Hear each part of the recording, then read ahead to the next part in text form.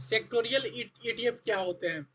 तो sectoral ETF वैसे ETF होते हैं जो किसी स्पेसिफिक आपका सेक्टर पे सेंटर होते हैं। जैसे मान लीजिए कि बैंक के ईटीएफ हैं, तो ये बैंकिंग सेक्टर का ईटीएफ हो गया। आईटी से रिलेटेड ईटीएफ जो इंडेक्स हैं वो आईटी ईटीएफ हो गया। फार्मा से रिलेटेड जो ईटीएफ हैं वो आपका फार्मा ईटीएफ हो गया।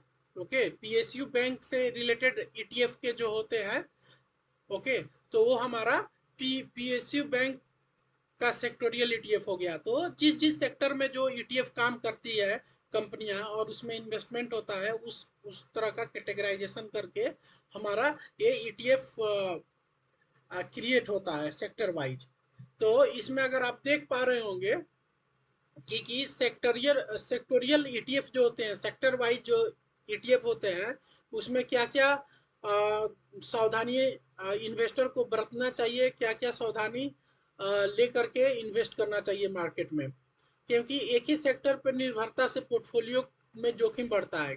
आप क्या करोगे, बहुत सारा ईटीएफ मार्केट में है तो आपको एक बैलेंस पोर्टफोलियो बनाना चाहिए। ऐसा नहीं है कि आप केवल बैंकिंग सेक्टर में ही पूरा इन्वेस्ट कर दिए। जैसे बैंकिंग सेक्टर का ईटीएफ है, जैसे एसबीआई हो गया, कोटक हो गया, आईसीआईसीआई प्रूडेंशियल हो गया।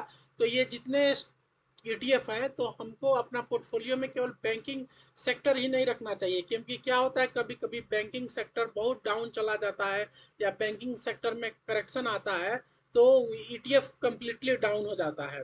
जैसे आजकल आप देख रहे होंगे कि आईटी सेक्टर में करेक्शन आया है। आईटी इंडस्ट्रीज में आर्टिफिशियल इंटेलिजेंस और मशीन लर्निंग के जितने प्रोडक्ट आ गए हैं मार्केट में, जिसके चलते आईटी कंपनियां क्या हो गई, इनका क्या हो गया है, ईटीएफ डाउन हो गया है। क्योंकि स्टॉक ऑलरेडी टूट चुका